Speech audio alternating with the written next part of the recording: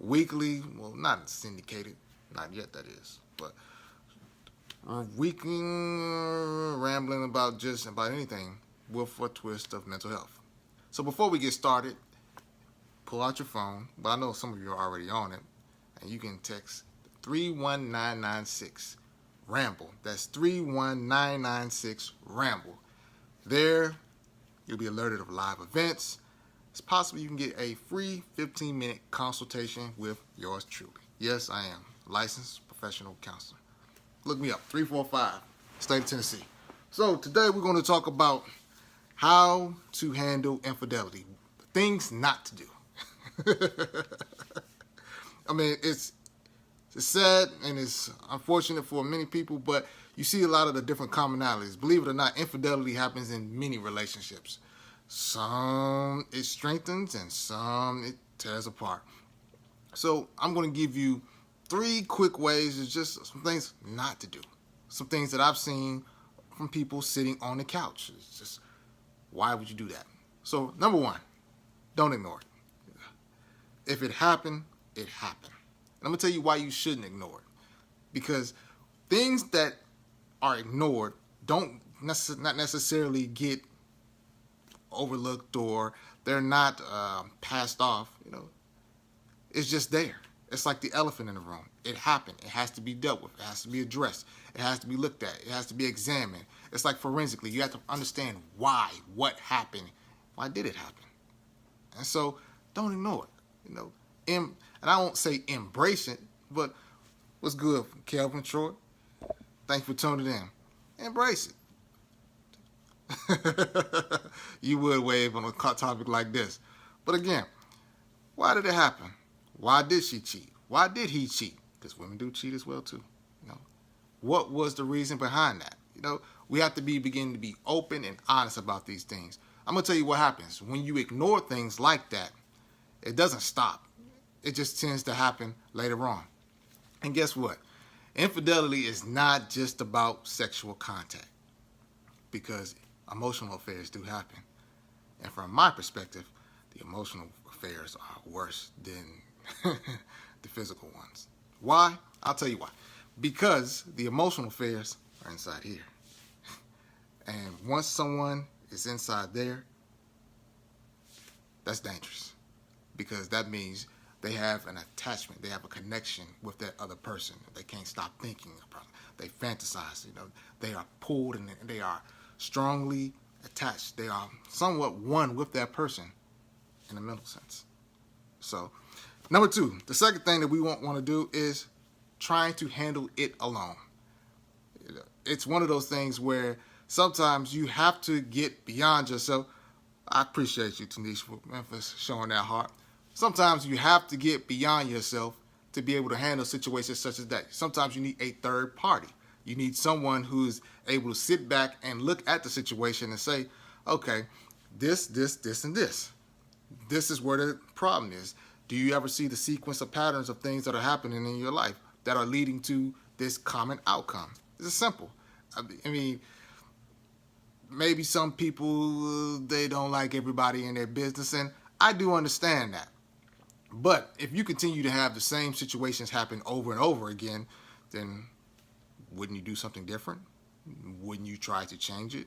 Would you try to help yourself in some other type of way, as opposed to just continuing to falter and succumb to the similar outcomes?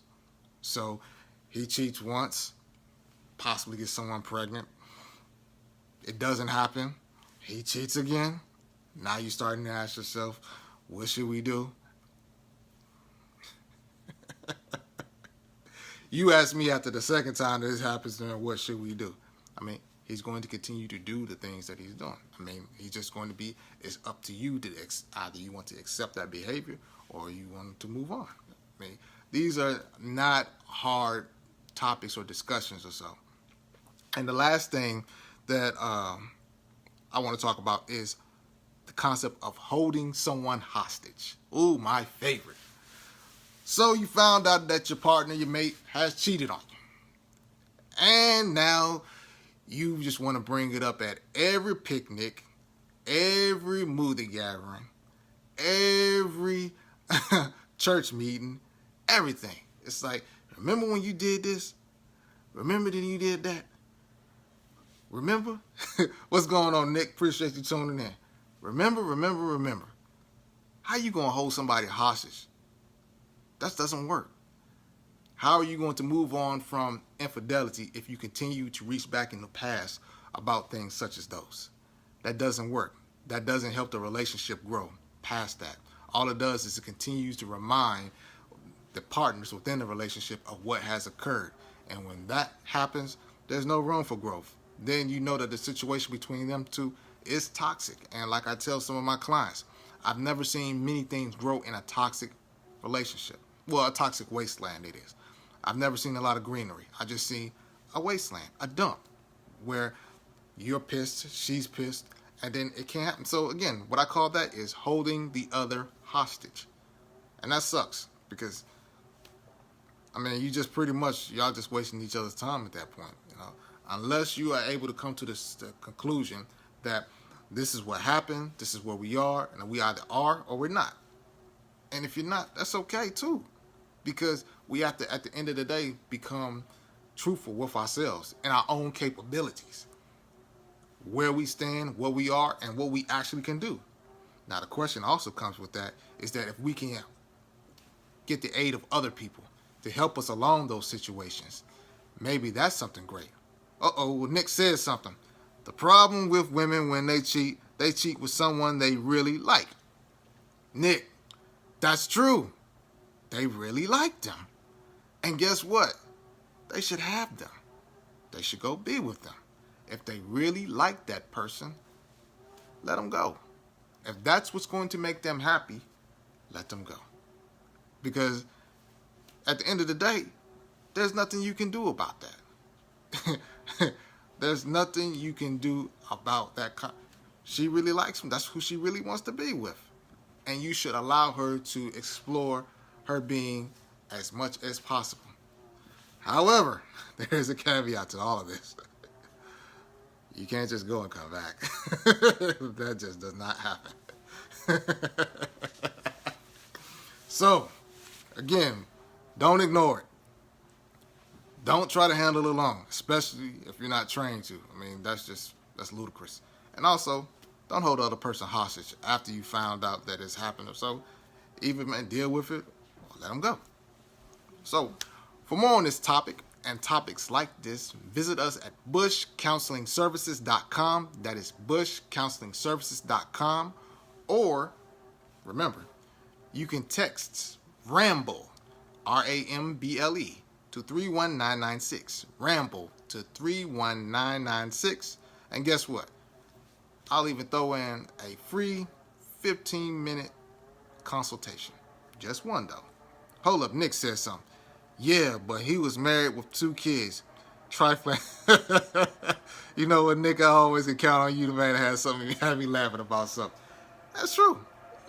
Again, people do what they desire to do at the end of the day. And if that's what that person wants, then that's what they want. Appreciate you tuning in, Michelle. Appreciate you.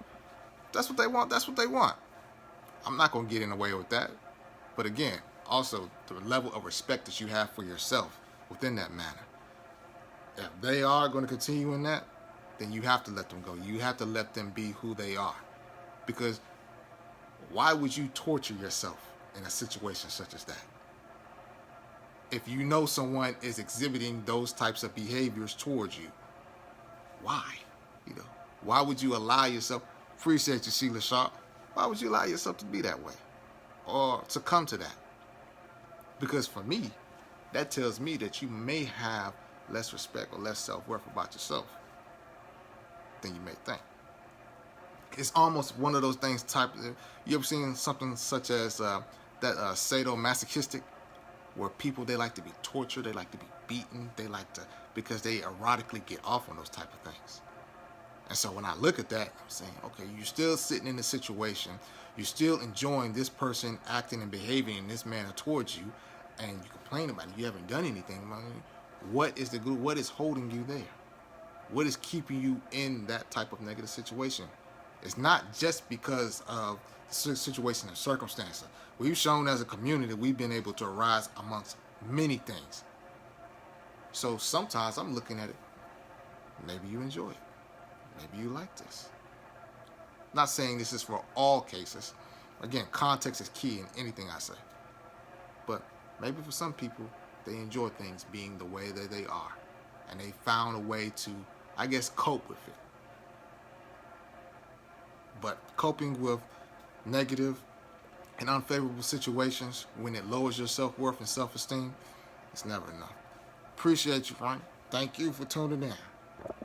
It's never a good thing. It's never something that you should allow yourself to be in. All right? I done rambled enough. Again, TXT, text, Ramble, 31996. Subscribe. If you like this, like it, share it, friend it, move it, pigeon it. Take it easy.